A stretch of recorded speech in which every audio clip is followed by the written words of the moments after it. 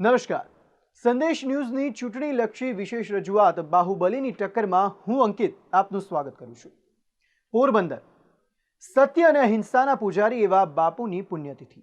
ખેર, લોકસભાની આ ચૂંટણીમાં પોરબંદરની આ બેઠક પરથી એવા બે ઉમેદવારો ચૂંટણી લડી રહ્યા છે જેમની ઓળખ દબંગ નેતાઓની છે. પોરબંદરની બેઠક કબજે કરવા માટે ભાજપના વિઠ્ઠલ રાદડિયા અને એનસીપીના કાંધલ જાડેજા કેવી રીતે પરસેવો પાડી રહ્યા છે તેનું જ વિશ્લેષણ એટલે અમારી વિશેષ રજૂઆત બાહુબલીની ટક્કર. શરૂઆત કરીએ ગુજરાતની રાજનીતિના દબંગ ગણાતા ભાજપના ઉમેદવાર વિઠ્ઠલ રાદડિયાથી. જોકે અગાઉ પણ રાદડિયા સાહેબ 2 વાર લોકસભા પહોંચી ચૂક્યા છે, પરંતુ આ વખતે મુકાબલો કંઈક વિશેષ છે. ત્યારે આવો જાણીએ જનતાને રીઝવવા બાહુબલી નેતા દિનરાત કેવા પ્રયાસ કરી રહ્યા છે.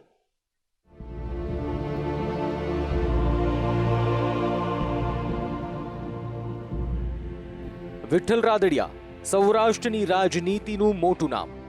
2009માં કોંગ્રેસની ટિકિટ પર લોકસભા જીત્યા બાદ ટોલ બૂથ પર બંદૂક લહેરાવીને દેશભરમાં ચર્ચિત બનેલા આ નેતાને ફરી એકવાર જરૂર છે જનતાના આશીર્વાદની. ત્યારે દિલ્હી પહોંચવા તેઓ એક દિવસમાં 17 સભાઓ સંબોધી રહ્યા છે.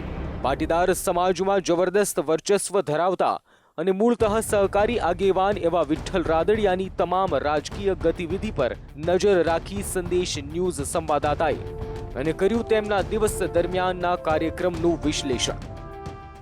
લોકશાહીના આ ઉત્સવમાં ફરી એકવાર લોકોની વચ્ચે ભારતીય જનતા પાર્ટીના પોરબંદરથી સાંસદના ઉમેદવાર વિઠ્ઠલ રાદડિયા ઉતરી ગયા છે મેદાનમાં. ત્યારે અમે પણ જોડાઈશું આજે એમની સાથે એમના આ ચૂંટણી પ્રવાસમાં. સૂરજના પહેલા કિરણ સાથે જ શરૂ થાય છે વિઠ્ઠલ રાદડિયાનો રાજકીય કાર્યક્રમ. જુઓ સવારે 8 વાગ્યાના આ દ્રશ્યો. ભોલ ગામની સહકારી સંસ્થાની ઓફિસમાં ચાની ચુસ્કીની સાથે વિઠ્ઠલભાઈ સમજી રહ્યા છે દિવસભરના કાર્યક્રમોની રૂપરેખા. કેમ કે દિવસમાં 17 ગામોનો પ્રવાસ કરવાનો છે, તેવામાં પહેલા જ પડાવે પોતાના અંગત લોકો સાથે મીટિંગ કરી જે ગામોમાં સભા માટે જવાનું છે તેના સ્થાનિક મુદ્દાઓની ચર્ચા કરીને જમીની હકીકતને સમજી રહ્યા છે. ચાય પે ચર્ચા કરીને નીકળી પડે છે બીજા પડાવ તરફ.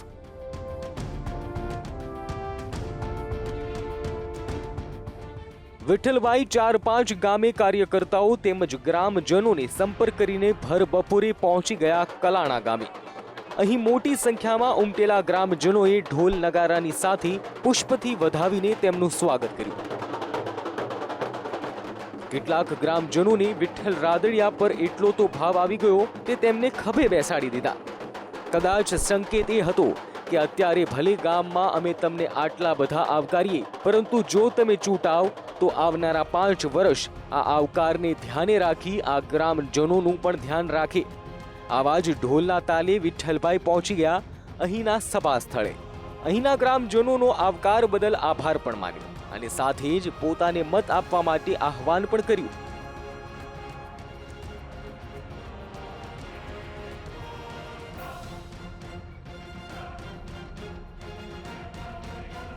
કલાણાથી આગળ વધીને વિઠ્ઠલભાઈ પહોંચ્યા ચીચોડ ગામ ખાતે. સવારના નીકળેલા વિઠ્ઠલભાઈ અત્યાર સુધીમાં માત્ર એક ચા જ પીધી હતી. બપોરનો સમય થયો હતો, તેથી ભૂખ લાગી હોય તે પણ સ્વાભાવિક છે અને તેથી જ તેમણે ભોજન પણ અહીં જ ગ્રહણ કર્યું. દિલ્હી જાય ત્યારે વિઠ્ઠલભાઈ ભલે ગમે તે આરોગતા હોય, પરંતુ અહીં તો તેમણે સાદું ગામડાનું અને પૌષ્ટિક આહાર લીધો, જેના મેનુમાં શાક, બાજરીનો રોટલો, કચુંબર અને પાપડનો સમાવેશ થતો હતો. આટલી ગરમીમાં ભર બપોરે પ્રચાર કરવા માટે નીકળ્યા છે, તો ભોજન સાથે વિઠ્ઠલભાઈએ ઠંડી છાશની પણ મજા માણી જ લીધી. પોરબંદરથી ભારતીય જનતા પાર્ટીના સાંસદ પદના ઉમેદવાર વિઠ્ઠલભાઈ પોતાના ચૂંટણી પ્રચારમાં નીકળ્યા છે. ખેડૂત નેતા તરીકે તમારી ઇમેજ છે, જો વાત કરવામાં આવે તો એ ખેડૂત નેતા તરીકેની ઇમેજ પણ તમને અહીંયા ફાયદો અપાવશે. સ્વાભાવિક પહેલેથી જ્યારે આ વિસ્તાર હું 5 વર્ષ કોંગ્રેસમાંથી લડ્યો હતો, આ વિસ્તાર ભારતીય જનતા પાર્ટીનો ગઢ કહેવાતો, પણ એક ખેડૂત આગેવાન તરીકે આ વિસ્તાર ઉમેદવારી કરી. મારી પાસે પક્ષ કોંગ્રેસ હતો, છતાં પણ આ ભારતીય જનતા પાર્ટી ગઢમાં 40,000 મતથી 5 વર્ષ પહેલાં કોંગ્રેસના ઉમેદવાર વિજય થયો હતો. એ મને ખેડૂત આગેવાનો મને લાભ મળ્યો હતો. લોકોએ ખેડૂત આગેવાન જો સંસદ બનતો હોય એવો શુભ હેતુથી મને મત આપેલા. અહીંયાના લોકો મતલબ તમને પાર્ટી તરફથી કે પાર્ટીના નામથી નથી ઓળખતા, વિઠ્ઠલ રાદડિયાના નામથી જ ઓળખે? સ્વાભાવિક પાર્ટી તો નામથી પણ ઓળખતો હોય, પાર્ટીનો પણ ટેકો મળતો હોય, પાર્ટીનું પણ મહત્વ હોય અને પાર્ટીઓ લોકસભા લડાતી હતી. પણ આ વિષય લોકોને વ્યક્તિગતથી આ જૂના આખા રાજકોટ જિલ્લાના લોકો એક સહકારી પ્રવૃત્તિના માધ્યમથી એ સહકારી પ્રવૃત્તિ માધ્યમથી અમે ખેડૂતોને મદદ કરી છે. એક ખેડૂત આગેવાન તરીકે વિઠ્ઠલભાઈ ચૂંટણી લડી રહ્યા છે તે વાત હકીકત છે અને તેમના જણાવ્યા પ્રમાણે તેમને ખેડૂતોનો ભરપૂર સહકાર મળ્યો છે. પરંતુ વિઠ્ઠલભાઈ માત્ર ખેડૂતોને અનુલક્ષીને ચાલવું એ પણ યોગ્ય નથી. વિઠ્ઠલભાઈના પ્રવાસમાં જોડાયેલી સંદેશ ન્યૂઝની ટીમને પ્રવાસ દરમિયાન એ પણ જાણવા મળ્યું કે આજે પણ અહીંની આ બહેનોને પીવાના મીઠા પાણી માટે માથે બેડું મૂકીને ઘરે ઘરે ભટકવું પડે છે. પાણી ક્યાંય જો અમને કોઈ ભરવા ન દે, બરોબર. અત્યારે અમારે પાણીની જ પ્રોબ્લેમ છે, બીજું કાંઈ વાંધો નથી. ગમે ત્યાં બોર નખવી દે કે ગમે તે કરે, બાકી અમને ટાંકો મુકાવી દે, ગમે ત્યાં પાણીની વ્યવસ્થા કરે, બીજું કાંઈ અમારે જોતું નથી. અમારે પાણી ગામ અડધા પોણા ગામમાં પાણી મોરું છે ને એક શેરીમાં જ મીઠું પાણી છે, તો એ ઘેરે ઘેરે ડંકી છે એ ભરી દે ટાંકા, પણ પાવર હોય તો ભરવા દે, ન હોય તો બિચારા એ ના પાડી દે. સાંભળ્યું ને, બહેન કહી રહ્યા છે કે પાવર ન હોય તો તેઓ પણ ના પાડી છે. મુખ્યમંત્રી ભલે 24 કલાક વીજળીની વાતો કરતા હોય, પરંતુ આજે પણ કેટલાક એવા ગામડાઓ છે જ્યાં 24 કલાક વીજળી નથી મળતી અને આ એક વાસ્તવિકતા છે. ઇલેક્શન ડેસ્ક, સંદેશ ન્યૂઝ. ચૂંટણી પ્રચારમાં આગળ વધતા વિઠ્ઠલભાઈ પહોંચ્યા તેમના બીજા પડાવે. વિઠ્ઠલભાઈએ પ્રચાર ભલે ગામડાના સામાન્ય લોકો વચ્ચે કર્યો હોય, પરંતુ તેમની કાર કોઈ સામાન્ય નહોતી. તેઓ વૈભવી કાર લઈને જ પ્રચાર કરવા નીકળ્યા હતા. છત્રાસા, કલાણા, ચિચોડ, પાટણવાવ જેવા ગામોમાં સભા સંબોધ્યા બાદ વિઠ્ઠલભાઈ પહોંચ્યા તેમના બીજા એક પડાવે. આ વખતે તેઓ એક એવા ગામમાં આવી પહોંચ્યા હતા જેમાં તેમની વૈભવી કાર માટે સરખા રસ્તા પણ ન હતા. જ્યારે 3 કારનો તેમનો કાફલો અહીં આવી પહોંચ્યો ત્યારે કાજા રસ્તા પર ધૂળની ડમરીઓ ઉડી રહી હતી.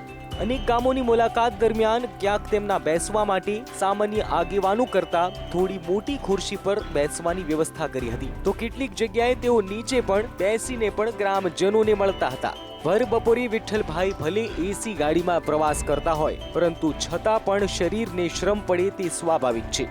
તેથી તેમણે એક જગ્યાએ ઓરેન્જ જ્યુસના 2 ઘૂંટ પણ મારી લીધા, કારણ કે હજી તો ઘણા ગામડાઓ બાકી છે, એનર્જી પણ રહેવી જોઈએ ને. કહેવાય છે કે સાચા ભારતના દર્શન ગામડામાં જ થાય છે. પ્રવાસ દરમિયાન એવા ગામડાની ઝાંખી કરાવતા દ્રશ્યો પણ સંદેશ ન્યૂઝના કેમેરામાં કેદ થઈ ગયા અને વિઠ્ઠલભાઈ પણ એવા જ એક ગામડામાં પ્રવાસ અર્થે આવી પહોંચ્યા, જ્યાં તેમના માટે કોઈ ખાસ વ્યવસ્થા કરવામાં નહોતી આવી, છતાં પણ તેઓએ ભર તડકામાં એક ઝાડના છાંયડા નીચે બેસીને ઉપસ્થિત ગ્રામજનોને મળી લીધું અને પોતાને મત આપવાનું આહવાન કરીને આગળ વધ્યા. ઇલેક્શન ડેસ્ક, સંદેશ ન્યૂઝ. ભલભલા નેતાઓની જીભ ચૂંટણી સમયના ભાષણમાં લપસી જતી હોય છે અને આવું જ કંઈક વિઠ્ઠલ રાદડિયાનું પણ થયું. સાંભળો શું બોલી ગયા વિઠ્ઠલ રાદડિયા. ભારતીય જનતા પાર્ટી જાહેર કે દેશની અંદર જો ભારતીય જનતા પાર્ટીની પ્રવૃત્તિ આવશે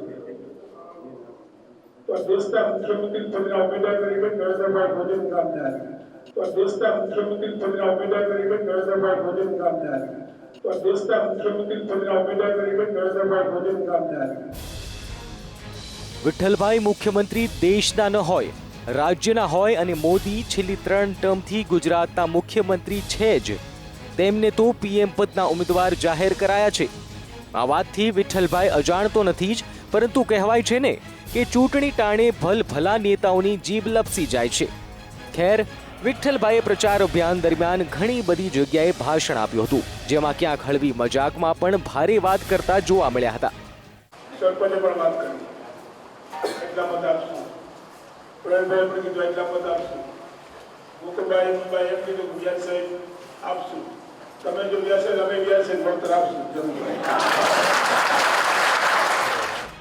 સમગ્ર ચૂંટણી અભિયાનમાં વિઠ્ઠલ રાદડિયા ખેડૂતોલક્ષી નીતિઓની તેમજ તેમના લાભની વાતો કરતા નજર આવ્યા હતા, તો સાથે જ તેઓ પક્ષની રણનીતિ તેમજ મુખ્યમંત્રી મોદીના નામનો ઉલ્લેખ કરીને લોકોને મત આપવા માટે આહવાન કરતા નજર આવ્યા હતા. તો પોતાના મતક્ષેત્રમાં પ્રભુત્વ ધરાવતા હોવાના કારણે કેટલીક જગ્યાએ તો લોકોએ તેમને હાથ ઊંચા કરીને મત આપવાની મૂક સંમતિ પણ દર્શાવી દીધી હતી. સંદેશ ન્યૂઝ સાથેની વાતચીતમાં એક વાત તો સ્પષ્ટ થતી હતી કે વિઠ્ઠલભાઈમાં પોરબંદરની બેઠક પરથી વિજય બનવા માટે ભરપૂર આત્મવિશ્વાસ છે.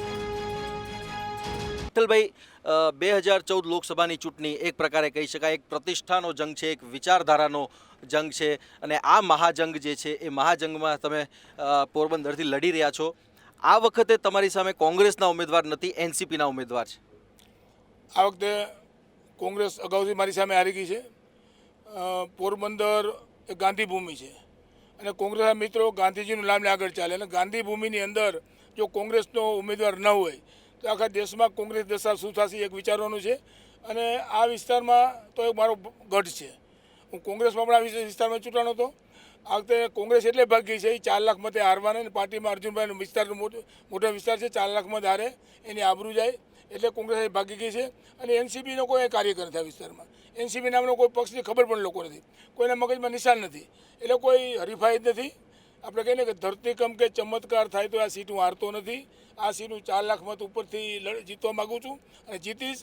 અને મારી મતની હરીફાઈ વડોદરાની સીટ સાથે છે. વડોદરાની સીટમાં જે નરેન્દ્રભાઈ મોદીનો વિજય એથી મારે વધારે મતે વિજય મેળવો, એટલા માટે હું પ્રયત્નો કરું છું. કોઈ ગામડામાં ન જાઉં, કોઈને કહું નહીં, તો ઘરે બેઠા ચૂંટાવાની મારી શક્તિ, મારું નામ, મારું કામ પોરબંદર વિસ્તારના લોકોની સમક્ષ પડેલું છે. પરંતુ વિઠ્ઠલભાઈ એ ભૂલી ગયા લાગે છે કે આજ પોરબંદર વિધાનસભા કુતિયાણા મતક્ષેત્રની જનતાએ તેમના હરીફને વિધાનસભા સુધી પહોંચાડ્યા છે. આવામાં આ પક્ષના ઉમેદવારને નજરઅંદાજ તો નહીં જ કરી શકાય. ઇલેક્શન ડેસ્ક, સંદેશ ન્યૂઝ. વિઠ્ઠલ રાદડિયાની વાત કર્યા બાદ હવે વાત કરીએ આ જ બેઠક પરથી તેમની સામે ઉભેલા ઉમેદવાર કાંધલ જાડેજાની. વિઠ્ઠલ રાદડિયા ભાજપના ઉમેદવાર છે તો કોંગ્રેસ અને એનસીપીના ગઠબંધન રૂપે અહીંથી કાંધલ જાડેજાને ઊભા રખાયા છે. જોઈએ તેઓ જનતાને રીઝવવા માટે કઈ રીતે મહેનત કરી રહ્યા છે.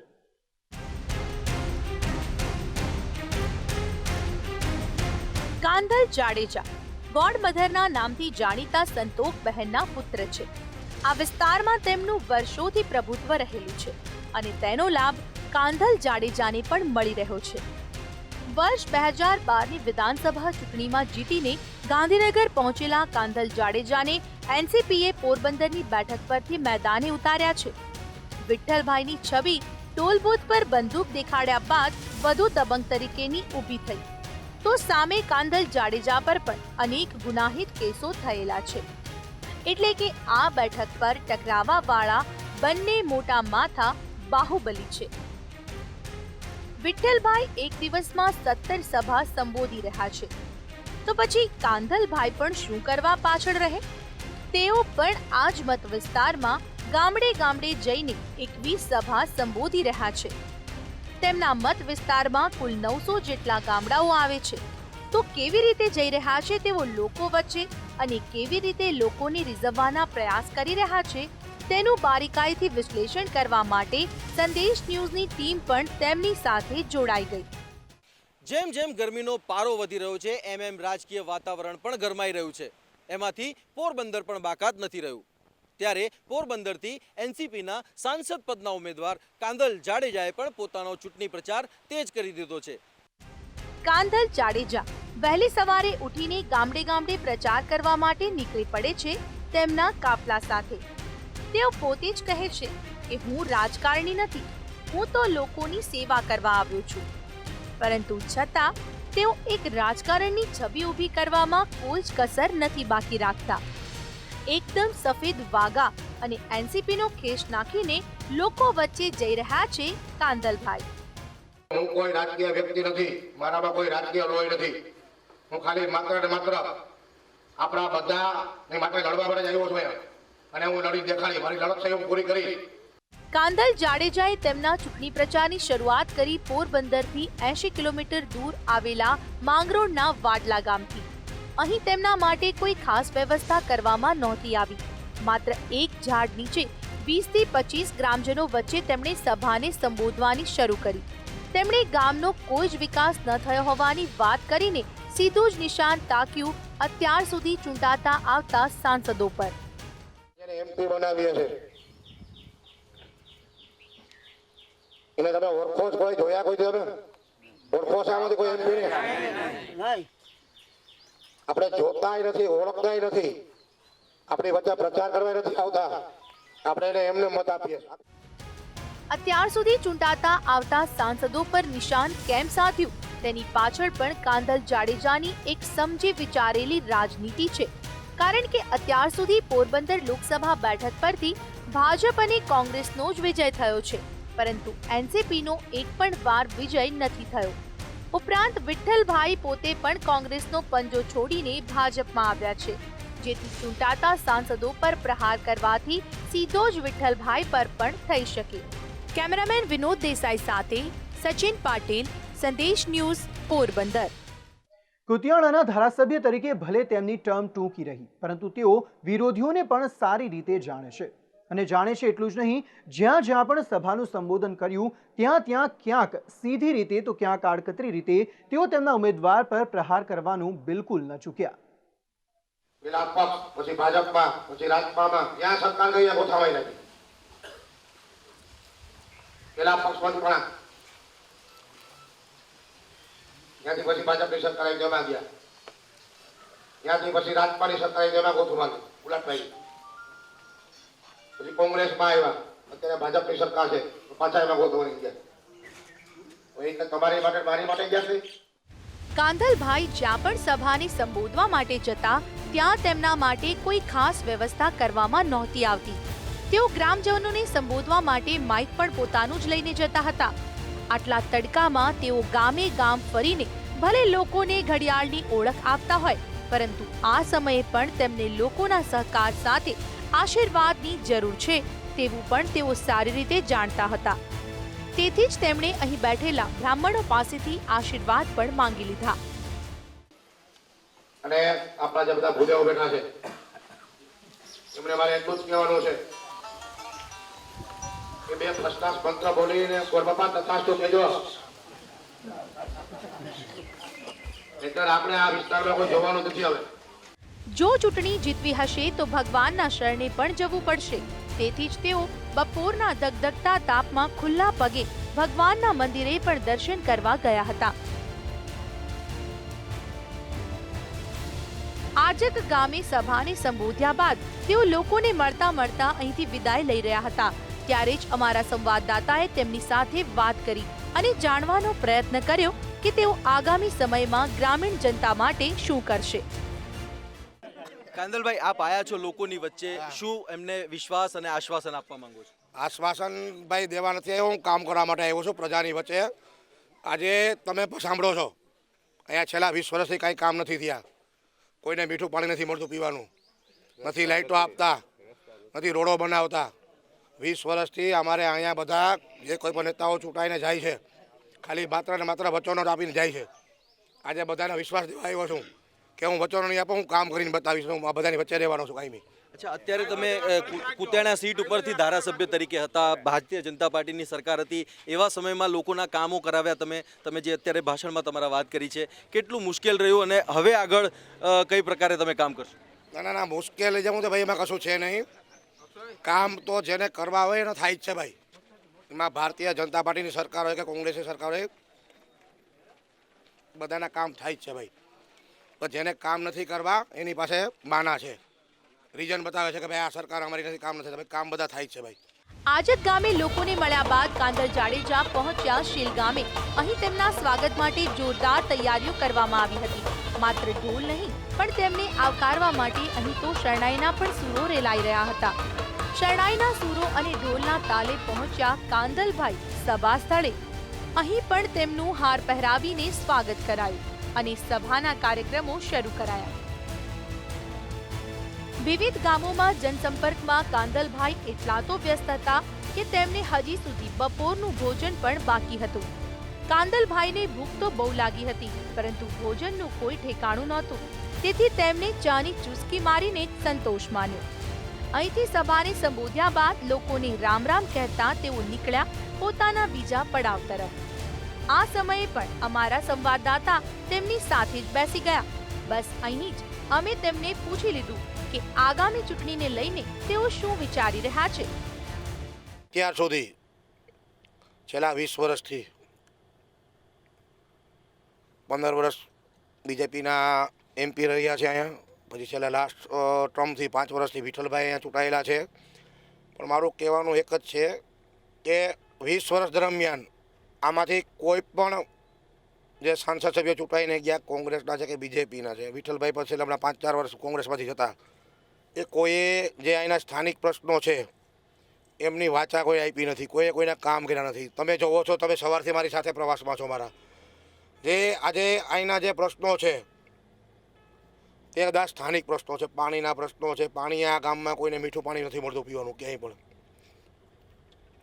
જે લાઇટની હાડમારી છે કે કોઈને લાઇટ પૂરતી મળતી નથી, 24 કલાકમાંથી 2-3 કલાક લાઇટો આપે છે. જે જીબી તંત્ર છે એ સામાન્ય માણસોને બધાને દંડ આપે છે. આજે તમે લાઇટ 2 કલાક આપો છો ને દંડ આડેધડ દે છે. બધે અહીંયા 1-2 પ્રશ્નો વધારે અહીંયા તકલીફ છે. અને જે આ લોકો જે કોઈ ચૂંટાઈને ગયા છે 20 વર્ષ દરમિયાન કોઈએ અહીંયા પાછું વળીને જોયું નથી, કોઈએ ગ્રાન્ટો નથી ફાળવી. આખા વિસ્તારમાં મેં પ્રવાસ કર્યો, ટૂર મારી 10 દિવસથી ચાલુ છે આ વિસ્તારમાં. કોઈ પણ જગ્યાએ ક્યાંય પણ કોઈ કામ થયા નથી. આજે લોકોની અપેક્ષા મારી સાથે છે કે આ અમારા કામ કરશે. અને મેં 1.25 વર્ષ પહેલાં જ્યારે હું કુતિયાણાના ધારાસભ્ય તરીકે ચૂંટાયો એ પછી 1.25 વર્ષમાં મેં કામ કર્યા છે. ત્યાં જે પાણીના પ્રશ્નો હતા એ હલ કર્યા છે. થોડા નાના પ્રશ્નો જે કંઈ પબ્લિકને જે હાડમારી પડતી હતી કે જે મારી પ્રજાને જ્યાં ધક્કા ખાવા પડતા ધક્કા બધા બંધ કરાવ્યા છે મેં. આખા દિવસના વિશ્લેષણ પરથી એક વાત તો સ્પષ્ટ છે કે પોરબંદરના આ ઉમેદવાર દિવસ રાત જોયા વગર અથાગ પરિશ્રમ કરી રહ્યા છે, પરંતુ આખરે તો એ જનતાએ જ નક્કી કરવાનું છે કે આગામી 5 વર્ષ માટે પોરબંદર કોને સોંપવું. કેમેરામેન વિનોદ દેસાઈ સાથે સચિન પાટીલ, સંદેશ ન્યૂઝ, પોરબંદર. ઉમેદવારો તો જનતાને રીઝવવાના પ્રયાસ કરી રહ્યા છે. હવે આપને જણાવીએ કે ખરેખર અહીંની જનતા સાંસદ પાસેથી શું આશા રાખી રહી છે અને શું છે તેમની સમસ્યા.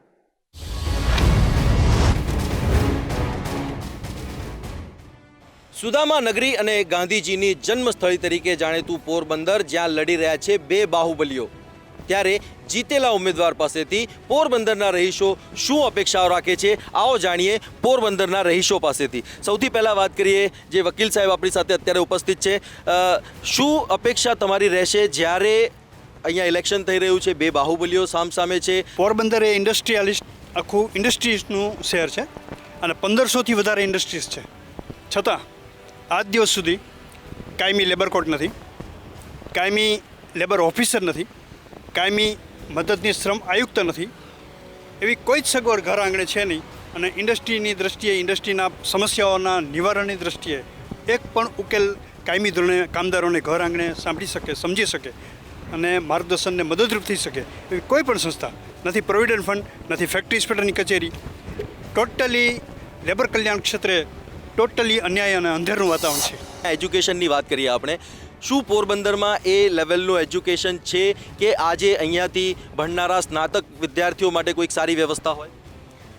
મારું જ એક્ઝામ્પલ આપીશ. હું પોરબંદરમાં જ બોર્ન એન્ડ બ્રોટઅપ છું, પણ મારે ફર્ધર એજ્યુકેશન માટે અમદાવાદ સ્ટડી કરવા જવું પડ્યું. હું MBA છું એઝ અ ક્વોલિફિકેશન, અને પોરબંદરમાં એ અવેલેબલ નહોતું, એટલે મારે ફર્ધર સ્ટડી માટે અમદાવાદ જવું પડ્યું. તો અહીંનું એજ્યુકેશન સ્તરને ઊંચું લાવવાની ખૂબ જ જરૂર છે.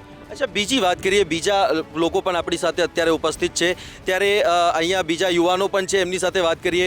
આપ શું કહેશો જ્યારે ઇન્ડસ્ટ્રીની વાત આવે છે, રોજગારીની વાત આવે છે? શું રોજગારીની તકો અહીંયા છે, જ્યારે એના માટે શું વ્યવસ્થા તમે ડિમાન્ડ કરશો જ્યારે કોઈ નેતા ચૂંટાઈને આવશે અહીંયા? પ્રથમ તો મહાત્મા ગાંધીની જન્મભૂમિ પોરબંદર છે અને પોરબંદરમાં ઇન્ફ્રાસ્ટ્રક્ચર પણ ખૂબ સારું છે. તો ઇન્ડસ્ટ્રીઝની વાત કરીએ તો ઘણી બધી ઇન્ડસ્ટ્રીઓ પહેલાં જે હતી એ બંધ થઈ ગઈ છે અને રોજગારીની જે તકો છે અત્યારે જે લઘુ ઉદ્યોગો છે એ પણ બંધ થવાના આરે છે. તો અમે એવી ઈચ્છા કરીએ છીએ કે જે કોઈ પણ પક્ષમાંથી આવે એ પોરબંદરમાં ખાસ કરીને કોઈક મોટી ઇન્ડસ્ટ્રી લઈ આવે કે જેથી કરીને રોજગારીની તકો છે એ ઉપલબ્ધ થાય. તમે શું કહેશો જ્યારે સી કોસ્ટ અહીંયા આટલો મોટો આવેલો છે ત્યારે અહીંયા શું ટુરિઝમ ક્ષેત્રમાં તમે જે પ્રમાણે વાત કરી રહ્યા હતા શું એની પણ જરૂર છે? હા, ખરેખર છે ને, પોરબંદરમાં જેમ હમણાં મારા પહેલાં જ વાચકે વાત કરી એમ પર્યટનની ખૂબ જ જરૂર છે. કેમ કે દ્વારકા અને સોમનાથ વચ્ચે પોરબંદર એક જ એવું કોસ્ટલ હાઈવે અને એવું સ્થળ છે કે જેને ડેવલપ કરવામાં આવે તો hotel business, restaurant business, travel business અને ઘણા ખરા બિઝનેસ મળી શકે એમ છે. તો પોરબંદરને ઘણા સમયથી ગાંધી જન્મભૂમિ છે અને સુદામા તરીકે વર્લ્ડમાં ઓળખાય છે. તો એના પર્યટન વિભાગને અને અહીંના સંસદને હું ખાસ વિનંતી કરીશ કે પોરબંદરની પ્રજા માટે એક પોરબંદરને પર્યટન તરીકે જાહેર કરે, જેથી કરીને રોજગાર વધે અને જેમ કીધું એમ બારમાસી બંદર છે, એરપોર્ટ છે, રેલવે બ્રોડગેજ છે, તો એ ડેવલપ થાય તો બહારના પ્રવાસીઓ પણ આવે છે. જેમ કે હમણાં 2 દિવસ પહેલાં જ અહીંયા શિપ આવી હતી, તો અહીં ગંદકી પણ બહુ છે. તો પહેલાં તો પોરબંદરની પ્રજા માટે તમે શું કરી શકો, લોકલ લેવલે શું કરી શકો, એ જોવાની મહત્ત્વનું એ વિચારવાની જરૂર છે કે પોરબંદરની પબ્લિક શું ઈચ્છે છે. પોરબંદરની પબ્લિક આમાં પીસાય છે. બહારથી ઉમેદવાર આવે છે, અહીંના લોકલ ઉમેદવાર હોય તો ઘણો ફાયદો થાય એમ છે પોરબંદરને. તો આ લેવલે દિલ્હીમાં બેઠેલા છે સંસદ, એ પણ વિચારે આ બાબતે. પોરબંદરમાં પહેલાં ગુંડાગીરી હતી, પણ હવે એવું નથી, ઘણું સુરક્ષિત છે પોરબંદરમાં. હવે કોઈ ચિંતા જેવું નથી. છતાં પણ સ્ત્રીઓની સુરક્ષા બાબતે થોડું હજી વધારે જરૂર છે લેવાની, સ્ટેપ લેવાની. અચ્છા, તમે એક સ્ટુડન્ટ છો, તમે ભણી રહ્યા છો, ત્યારે તમે શું ફીલ કરો છો જ્યારે પોરબંદરની વાત કરીએ અને સુરક્ષાની, વિમેન્સ સિક્યોરિટીની વાત કરીએ? હું અહીંયાથી નથી, હું બહારથી છું, બટ હું 15 દિવસથી અહીંયા છું, દર વર્ષે અહીંયા આવું છું. મને ક્યારેય એવો કોઈ એક્સપિરિયન્સ નથી થયો કે જેમાં ઇનસિક્યોરિટી મને ક્યારેય ફીલ નથી થઈ. હું બિંદાસ અહીંયા ફરી શકું છું. તમારી શું ડિમાન્ડ રહેશે જ્યારે અહીંયા સાંસદ તમારા ચૂંટાઈને આવે એઝ ઇન જનરલ પોરબંદરની ઓળખ માટેની વાત? પોરબંદર એક ચોપાટી, એક એવી પ્લેસ છે કે જે બધાનું અટ્રેક્શન છે, તો આને ડેવલપ કરવાની જરૂર છે કે ટુરિસ્ટ વધુ ને વધુ આ પોરબંદર સિટીને જાણી શકે અને એને વિઝિટ કરી શકે. તો એક ટુરિઝમ છે, પછી સ્ત્રીની સેફટી, એજ્યુકેશન અને ઇવન આપણું ઇન્ફ્રાસ્ટ્રક્ચર, રોડ્સ જે બધા બ્લોક થઈ ગયા છે અત્યારે, તો એના માટે પણ કંઈ આગળ પગલાં થઈ નથી રહ્યા. તો એના માટે પણ રોડ્સને સારા કરવા, એ પણ એક આપણું અટ્રેક્શન જ બની શકશે. અચ્છા, બીજી વાત કરીએ કે સાંસદ, તમારા દ્રષ્ટિએ સાંસદ કેવા હોવા જોઈએ? બહુ શોર્ટમાં તમારી પાસેથી જાણવા માંગીશ, બધા પાસેથી. સાંસદ કેવા હોવા જોઈએ તમારા વિસ્તારના? સાંસદ છે ને એવા હોવા જોઈએ કે જે પોરબંદરના પ્રાથમિક જે સમસ્યાઓ છે એને નિવારી શકે. તમારી દ્રષ્ટિએ? બરોબર છે. પહેલું તો પોરબંદરને ડેવલપ કરવાની જરૂર છે. તમે પાછલા વર્ષોમાં જોઈ શકો છો કે અહીં ઘણા ઉદ્યોગો બંધ થઈ ગયા છે, તો ઉદ્યોગો લઈ આવે તો રોજીરોટી મળે. કે અત્યારની મોટી સમસ્યા મંદી ચાલી રહી છે, તો ખાસ આ લેવલે ઇન્ડસ્ટ્રીઝ લઈ આવે એ મહત્વની વસ્તુ છે. તમારા દ્રષ્ટિએ? મારી દ્રષ્ટિએ તો એમ જ છે કે પહેલાં તો ગરીબ માણસો અને નાના છેવાડાના માણસો છે એ અત્યારે જે હાલાકી ભોગવી રહ્યા છે, પહેલા નંબરમાં કે ગમે તે કોઈ પણ સાંસદ આવે તો પહેલા તબક્કે એના માટે કંઈક સારું થાય એના માટે એને ધ્યાન દેવું જોઈએ. તમારા મતે સાંસદ કેવા હોવા જોઈએ? 2 હેડલાઇનમાં. જાગૃત હોવા જોઈએ અને સતત પોરબંદરની અંદર હાજર હોવા જોઈએ. તમારા દ્રષ્ટિએ સાંસદ કેવા હોવા જોઈએ? 2 લાઇનમાં જો. ચૂંટણી પહેલાં પ્રચાર કરે અને ચૂંટણી પછી ગાયબ થઈ જાય, તો એવું ન ચાલે. પબ્લિક સાથેનો રિલેશન હોવો જ જોઈએ અને એના પ્રશ્નોના આન્સર આપવા જોઈએ. અચ્છા, તમારા મતે સાંસદ કેવા? વચન આપી અને પછી વચન પૂરા કરવાની કોશિશ કરે એવા સાંસદ હોવા જોઈએ. તો મારી વિશેષ રજૂઆતમાં હાલ બસ આટલું જ. વધુ સમાચાર માટે આપ જોતા રહો સંદેશ ન્યૂઝ. નમસ્કાર.